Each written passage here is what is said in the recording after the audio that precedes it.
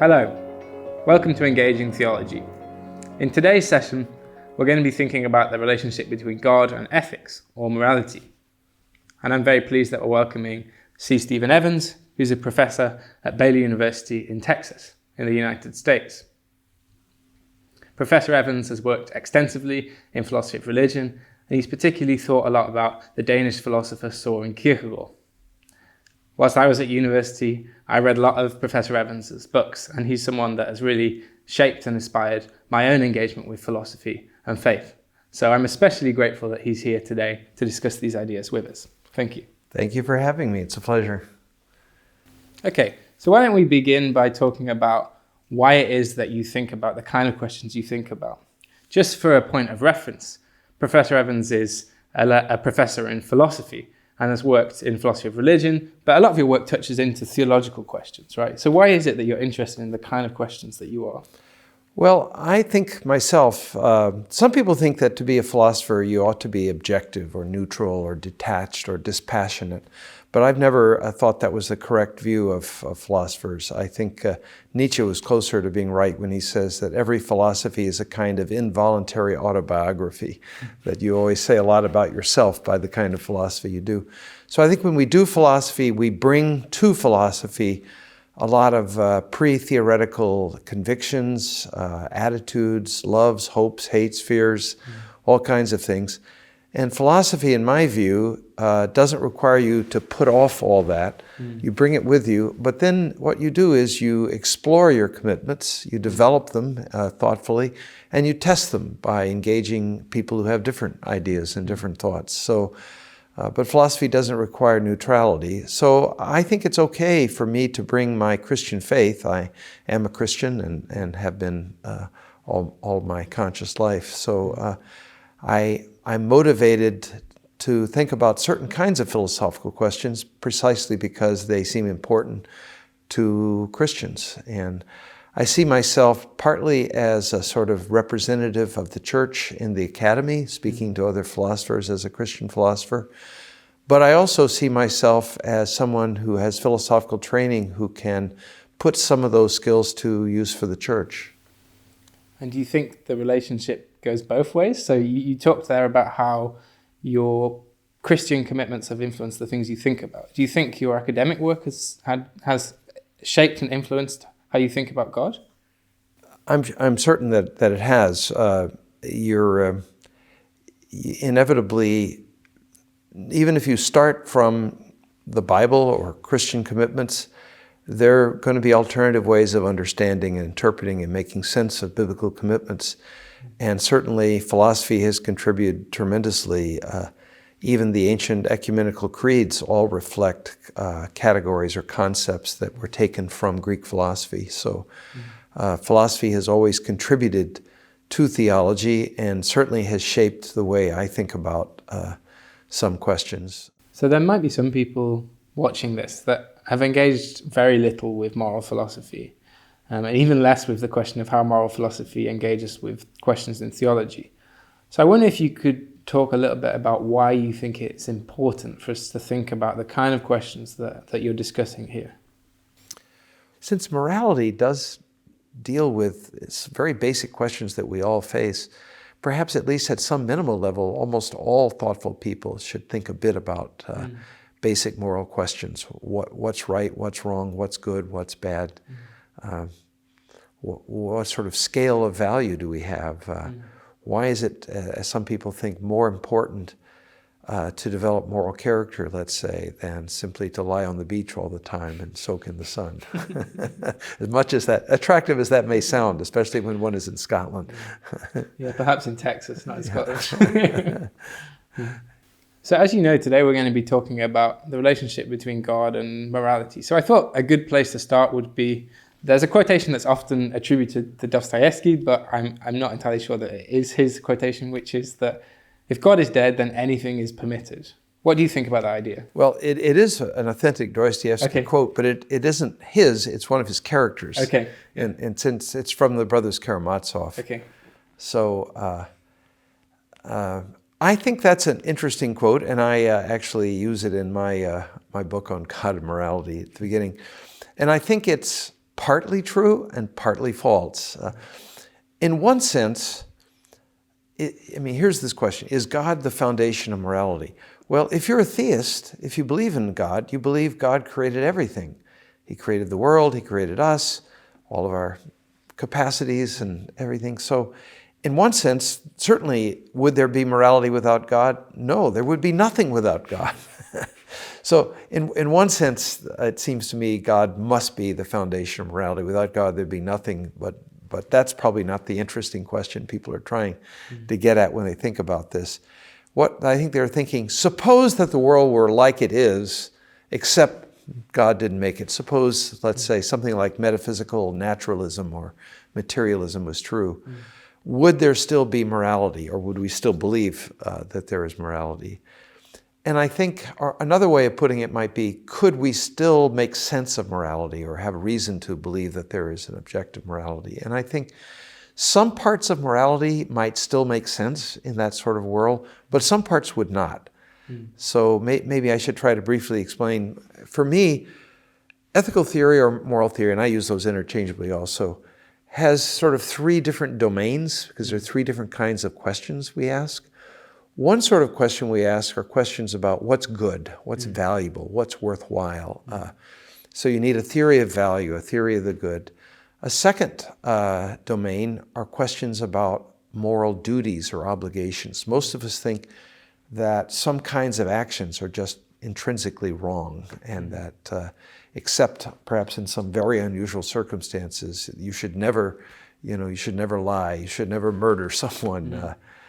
So that's a second area. Where do moral duties or obligations come from? How do we make sense of those? And the third area, this has been kind of a growth industry recently, is what is called virtue ethics, where people ask, what are the qualities, the excellent qualities that make someone a good person, the desirable?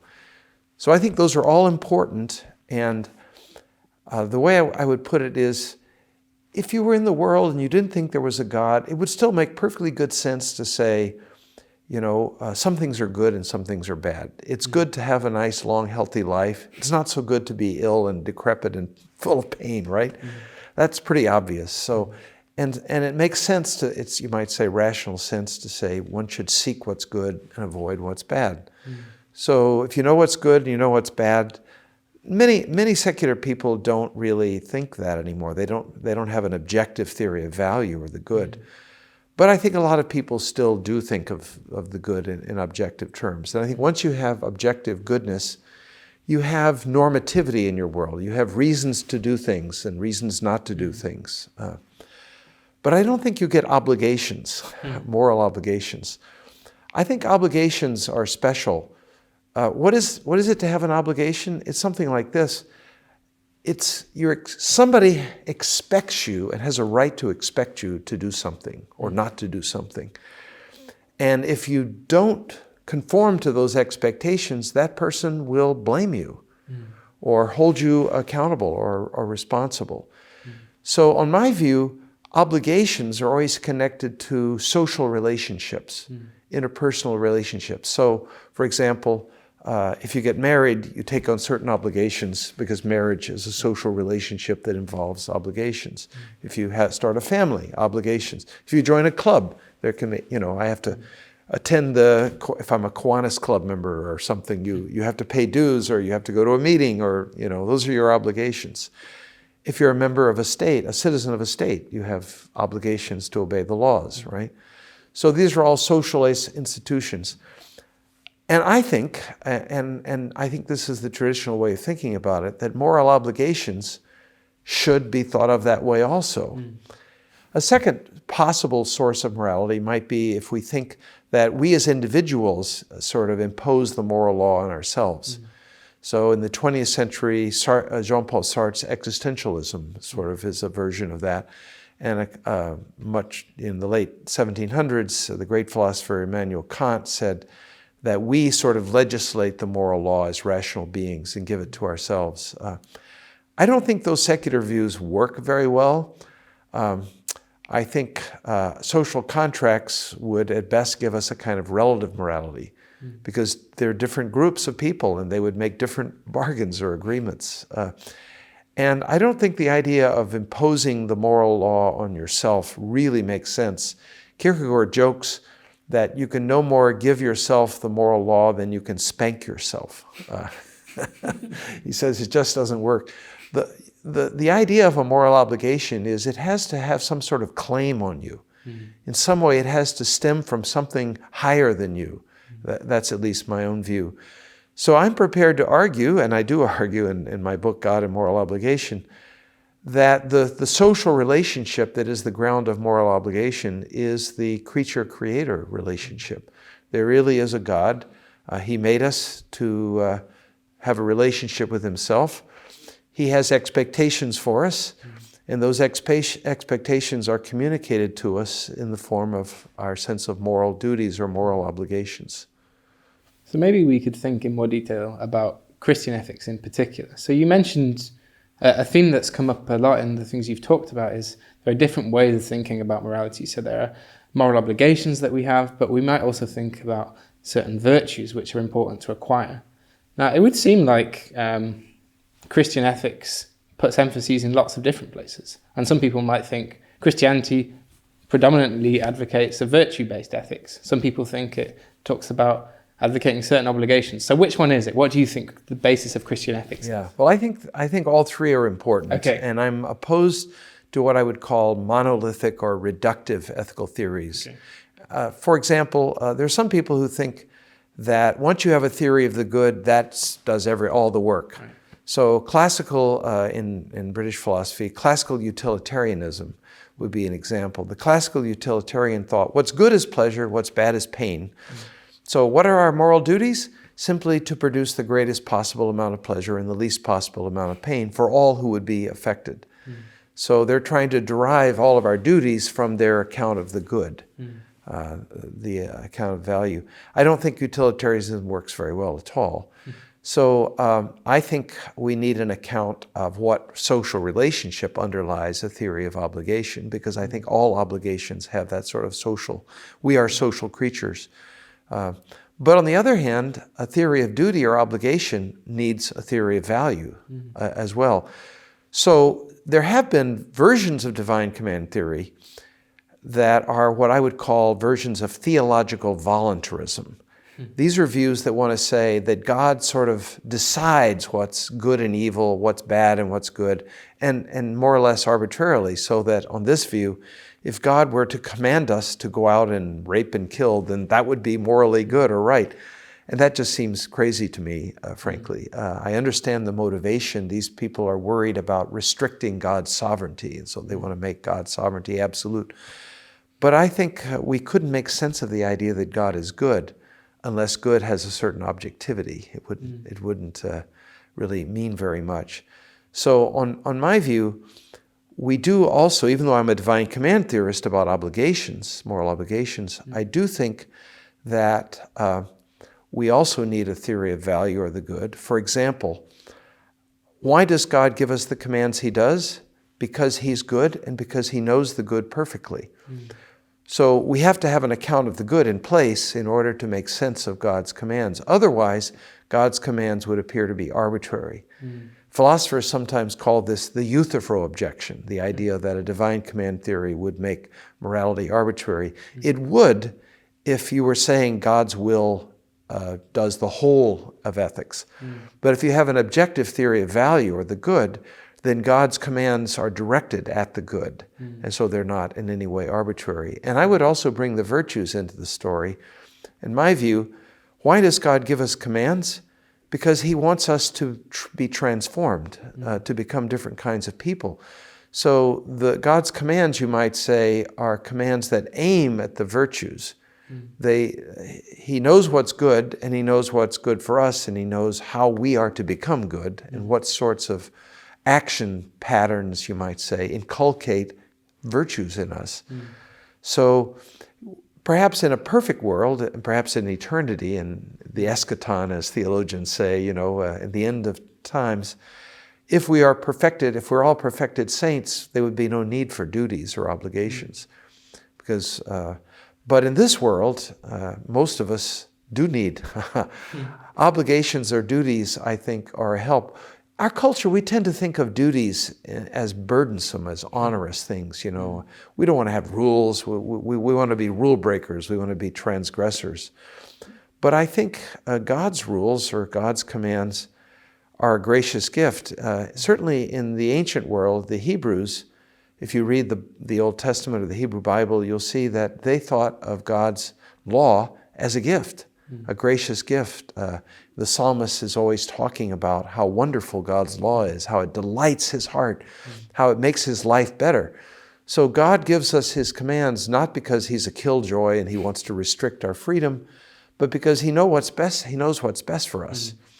And a duty is often, I think, a very good thing. It still leaves us plenty of room to think creatively about our lives and how to live. But certain kinds of actions are, so to speak, taken off the table.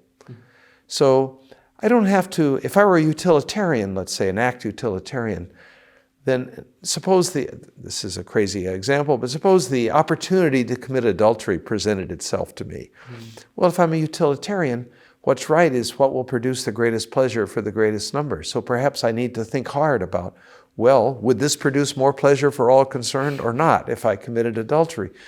But of course, if I think that adultery is just wrong, that I've been forbidden to live that way, I don't have to think about it. It's off the table.